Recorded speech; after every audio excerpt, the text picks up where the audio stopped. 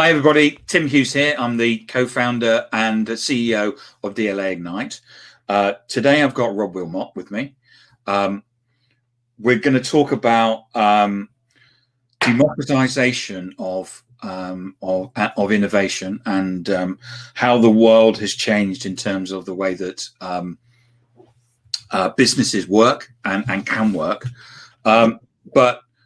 Rob, before we go any further, where can people find you on the internet? So the best place to find me is by going to Rob Wilmot on Twitter or doing a search for Rob Wilmot on LinkedIn. Wilmot is W-I-L-M-O-T.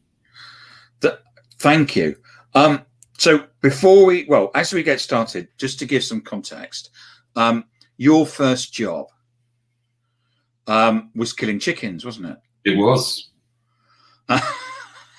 And if I recall, you were actually quite good at it. Proficient. I would say if there's any vegans or vegetarians watching, it was a long time ago. It was before I knew better. And you actually did something, didn't you, when you were at the chicken farm? Yeah. Didn't get you.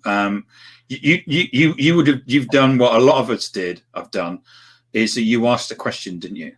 Yeah, well, I actually took it further than that. So it's really macabre, but the way that they killed chickens, or they did when I was engaged in the process, was that you grab a chicken by its legs and you put it into some calipers, and then it goes through a machine that cuts their heads off, which is really brutal. So I came up with a new methodology, I thought, of making it more humane to do that. And it sounds even more macabre, but by using a low electric shock to stun them first. And I was amazed when the line manager said to me, "When I want your opinion, I'll ask for it," which apparently is quite a common saying. Yes. But that was when I realized that I probably shouldn't be in the chicken murdering business, and that I probably should aim higher. Yeah. And so you've had an interesting career in terms of running your own businesses. Yeah. You've been an advisor to the UK government. Yeah, I've worked. I still do work for the government. You do actually, according to your LinkedIn profile. Yeah. Most recently, you've actually sold your company, haven't you? Yeah, Crowdsourcing was sold to Medallia in October of last year. So congratulations on that. Thank you. So if for people watching, Rob has a TEDx talk, which is now 4 years old, but actually talks about, goes into detail about how the world has changed in terms of what you see as the democratization of the world and how hierarchies have changed. Do you want to just explain a little bit about that?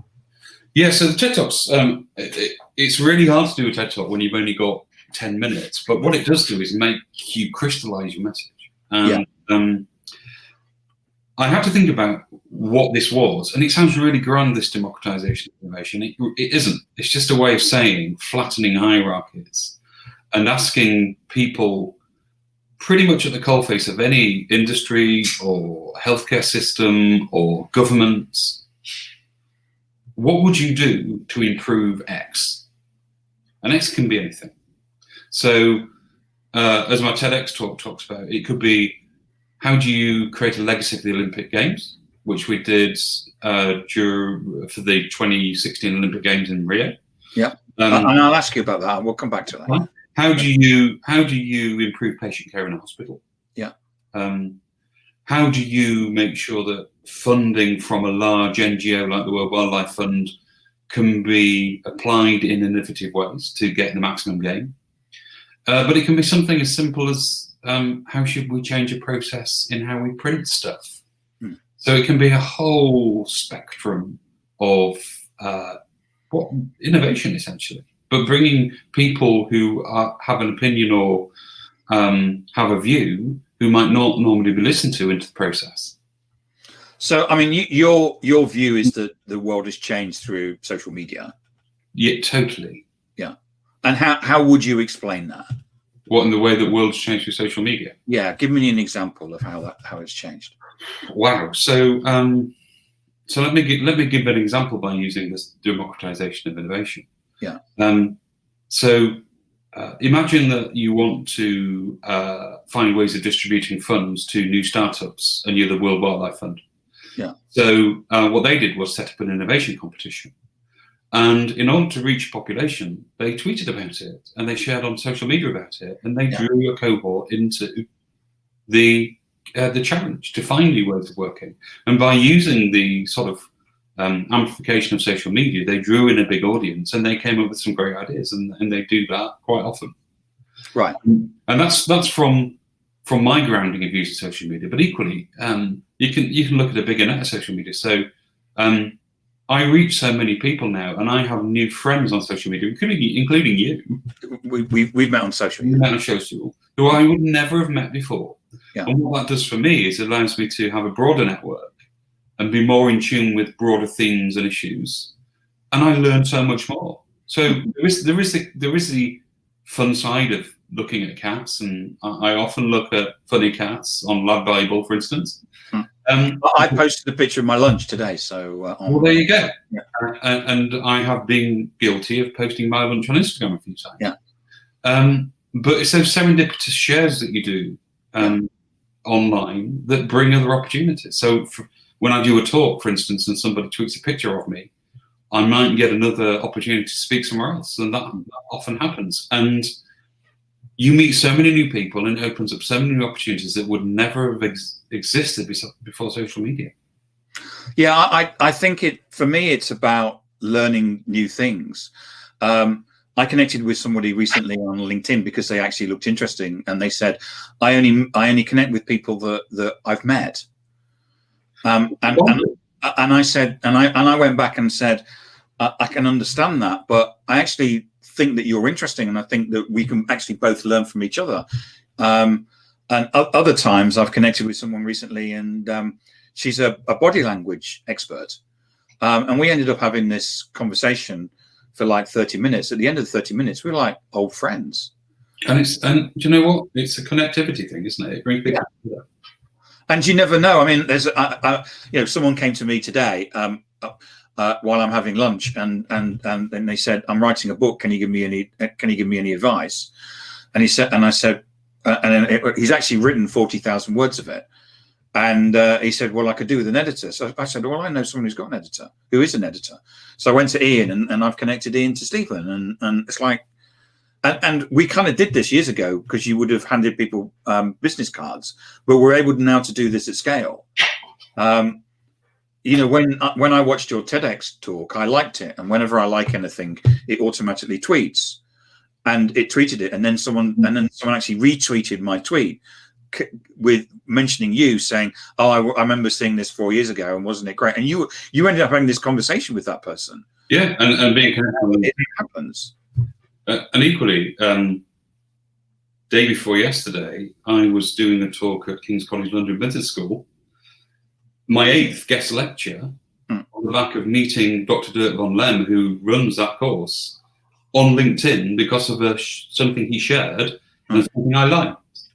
Yeah. And meeting so many bright people through his courses has taught me things, and equally given me the opportunity to do other things. So it's meeting bright people who have an opinion, who can change your own and give you new insights. Yeah. But so it's a beautiful opportunity to connect. One of the things about your TED Talk that I loved was the way that you mentioned certain things that you've done with your Crowdsourcing platform. I said we'd come back to the Mayor of Rio. Take us through that story, because I think, I must admit, when we had the Olympics in the UK, I was kind of amazed that we were spending all this money and we weren't kind of building hospitals or something. Yeah. So much so that I went to Uganda during the Olympics and looked at gorillas, because I thought it was better use of my time than seeing all this money being spent. So talk us through what happened with the Mayor of Rio with the Olympic Games. So they came to us after their major civic unrest during the FIFA World Cup. And they'd realised that they had a disenfranchised community around any major event because people generally had the same opinion of you. There is so much that needs to be done in the region of Rio that spending so much money on promoting the Olympics and building stadia and velodromes was perhaps not the best way to actually distribute money and encourage wealth within Rio de Janeiro. So the way that they got through that was to set a challenge using Crowdsourcing as the online idea platform. The Mayor of Rio asked the population of Rio de Janeiro, what do you want for your Olympic legacy? It's as simple as that, the big, hairy, audacious question. And the way that the process worked was people came in and put ideas in. And the way that Crowdsourcing works is that other people can come in and they can essentially peer review those ideas. And they can add to them, they can comment on them, they can vote them in various schemes. But the long and the short of it was that they also realised that everybody in Rio wasn't connected to the internet. So they took iPads out to railway stations and to public squares and literally did town hall meetings. Right. Engaged with people also who weren't on the platform, but then they took the ideas from the platform, showed them to the people and got the commentary back and then re-input it into the platform. Wow. Which is very powerful and forward-thinking because not everybody is online, and some people, even if they are, can't really use it. Yeah. Like the older population. And from that, about 25 ideas were percolated through Crowdsourcing and presented to the Mayor. And there was a weird phenomenon that happened. Was that many of the ideas that had been put through were already being thought about as policy ideas. So it essentially validated those policy ideas, but it also showed the government of Rio that perhaps they ought to communicate them. Often when you have a policy, you don't communicate it. People don't know the good things are happening. Yeah. But a number of ideas that were not already happening were then implemented. And they weren't to do with velodromes and stadia, they were to do with public welfare and public well-being. Yeah. And they spent a lot of money on those other ideas as well, and to the benefit of the population of Rio de Janeiro. Fantastic. As simple as that. A simple, straightforward. So you've sold Crowdsourcing now. So normally I don't allow people to talk, or because I don't want them to come across as selling. I'm not going to sell. But explain to me how that works. It's really simple. Because I'm stupid and while I know how to use the internet, I explain it as if you were explaining to my mum. Yeah, and it's very simple. So there are many other systems like Crowdsourcing to do the BBC. There are many other things you can use. And the basic form of it is that you can set on that a challenge and address it to a population of people, be it your company, employees, be it your user base, your patients, be it your donors, World Wildlife Fund for Nature, for instance. And you can ask them any question you like, set any challenge you like, and then let it loose. And what you get is a population of people coming in and engaging with that idea. Then other people come in and review those ideas. And in this open innovation software ecosphere as it is, there are many different ways of addressing a challenge. So you can vote, or you can do a blind scorecard, or you can do a peer review, or you can add and you can combine ideas. And there are lots of different ways of shaping it, the technical bits of it. But the fundamental bit. So it's a bit like Twitter, where someone may tweet something and then everybody piles in and basically argues about it. Do you know? Yes. It's really that simple, but it's in a controlled environment that can be as closed or as open as you like in order to essentially marshal that process. And then sometimes people don't marshal it and it goes wild, and that's great too. But we all saw the issue where I think it was, I don't know if it's the Antarctic Survey, put a new boat out and they wanted the name of the new boat, and it became, somebody put Boating with Boatface. Yeah.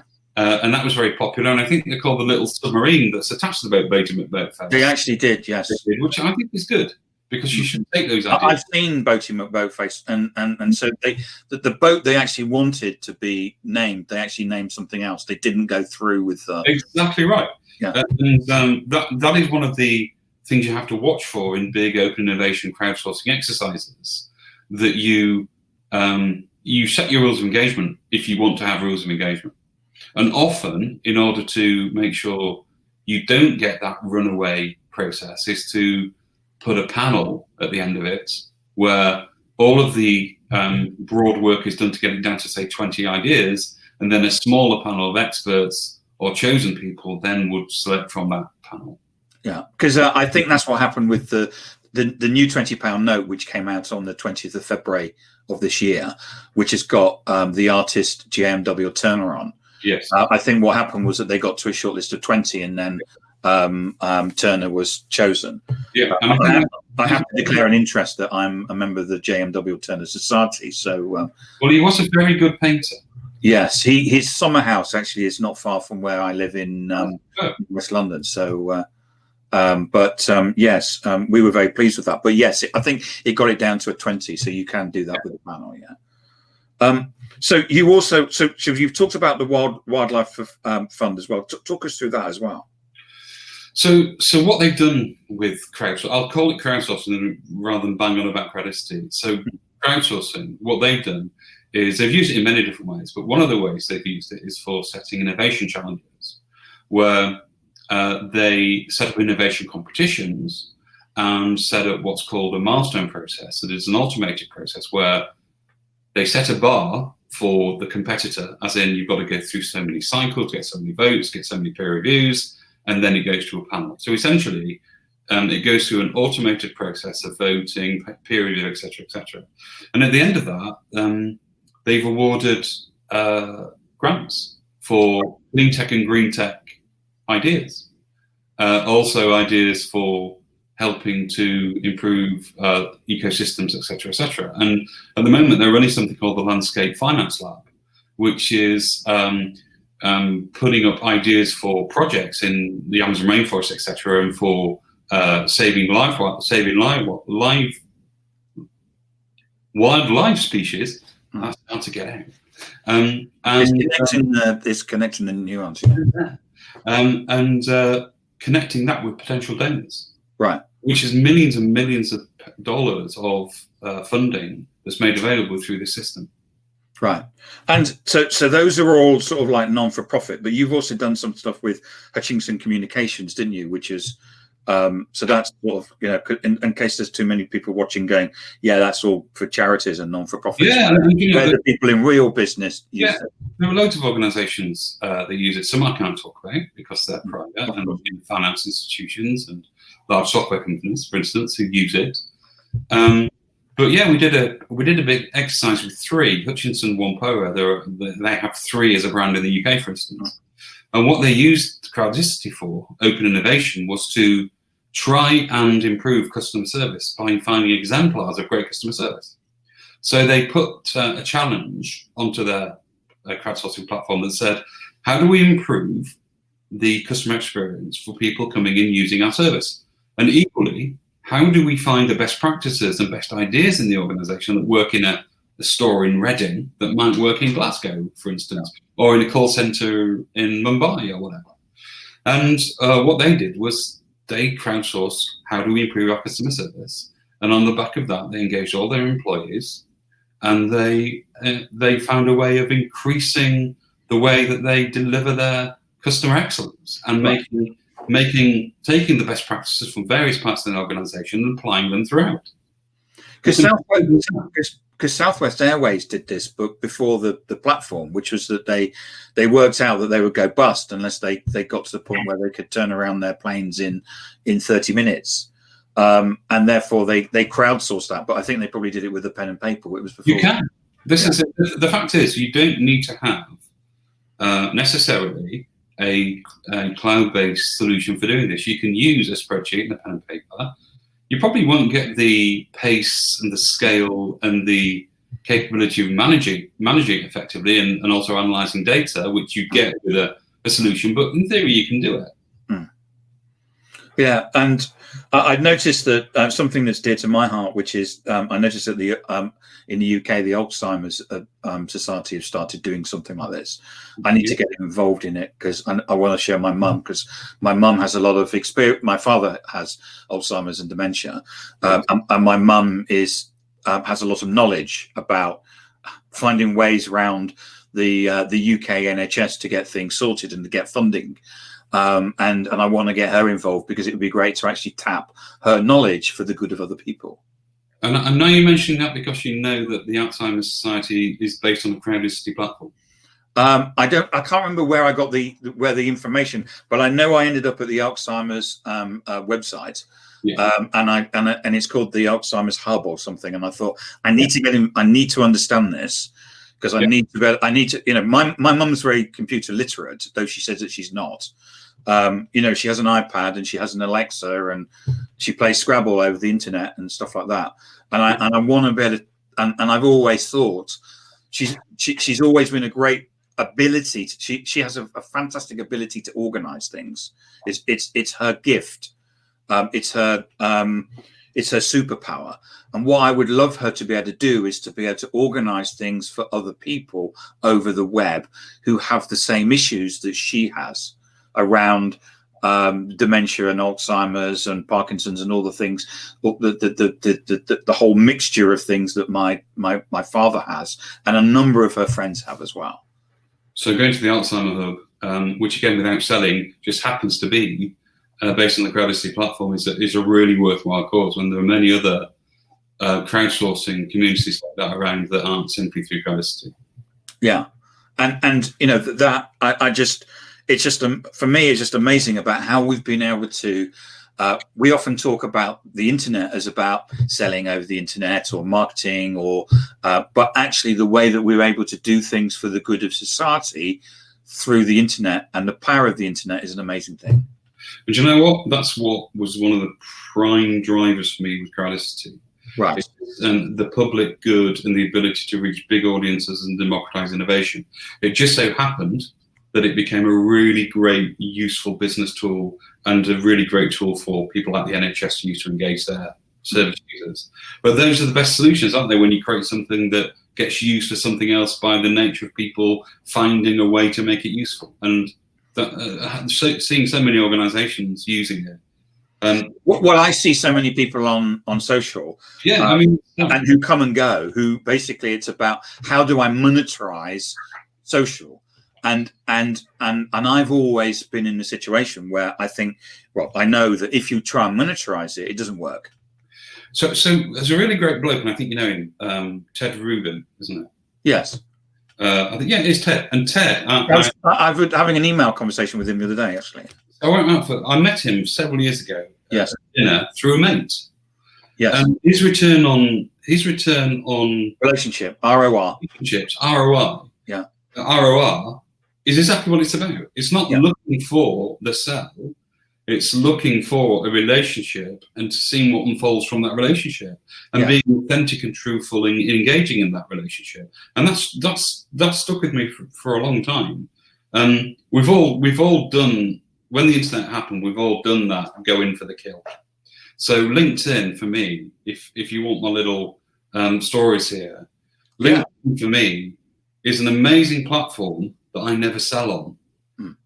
But it's one of the platforms where I meet so many engaging people like yourself and Dr. Derlon Lam and many other people where I end up doing my talks. And when I was associated with Crowdsourcing, my talks were a great opportunity for marketing, for instance.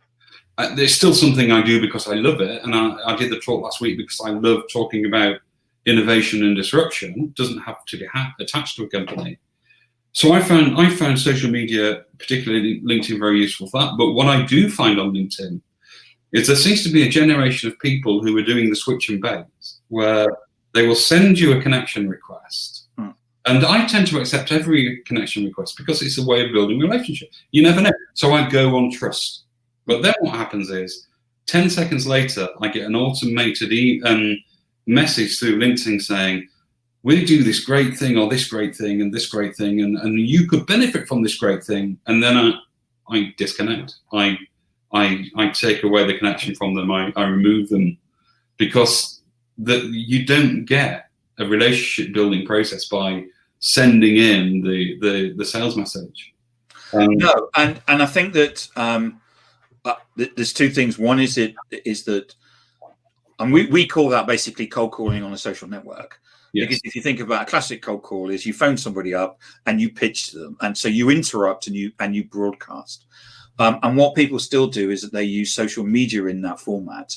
So what they do is that they will connect to you and then immediately broadcast. And so a lot of people say to me, well, it's social selling. That's not social selling. It is cold calling. And really, you can build relationships. That the issue that salespeople have is that if you think about cold calling, it's a very instantaneous thing. I can ring you up. Do you want to buy? Yes or no?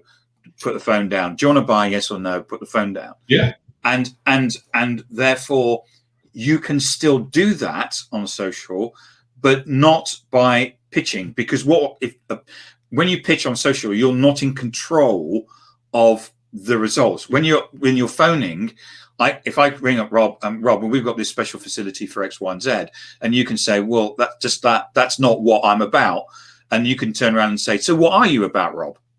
Yeah, and immediately we can engage you in a conversation. But when you present a pitch over social, you're not in control. And what happens is that people basically pitch things which are all, and what we have to understand is actually every product is the same. Totally. And the thing with, I've just been looking for a name of somebody who recently has been talking about this. But let me talk about how I think LinkedIn really should work. And this is not the stage, this is just a great chat. Yeah. So I think the best returns that I've had from LinkedIn is where I've not tried to sell, but I've just communicated what I'm doing and what my beliefs are. Yes. It could be I'm doing a talk on this, I'm going over there to do that, and then I might do another talk and somebody will tweet about it or LinkedIn about it, and then somebody will drop me a note. But I don't do it. I don't go in for the kill. Even when somebody drops me a note saying that was a great talk, tell me a bit more about this and that, I don't say you can hire me to do a talk. I give them free information. Yeah. I just drop them a paragraph about it and then leave it. And then if they want to engage me for a chat, they'll come and engage me for a talk or a formal engagement. But I'd never go out to sell myself as a speaker. Yeah. And it works well because I'm not short of things to go and talk about, which is nice. No, I can imagine, yeah. Which is good. But there is one chap, I think you might know him actually. Do you know, I've got, do you use TweetDeck? No. It's amazing. So TweetDeck, I've got a screen that I simply have a TweetDeck, it's owned by Twitter. And it allows me to do, to put a column in for anything I'm interested in, such as a person's name or a theme or an idea. And I've got 24 columns running of people and ideas and hashtags. Wow. There's a guy called Peter Wentz who I used to work with many years ago. And Peter isn't a LinkedIn sales guy. He doesn't even do LinkedIn selling. He was in sales and he's been a CEO and he's built companies and sold them. He's advised and merged them. And he doesn't sell on LinkedIn, but he does tell funny stories on LinkedIn, he talks about how cold calling is not something you should be doing on social networks. It's something you can do, but you should leave it off.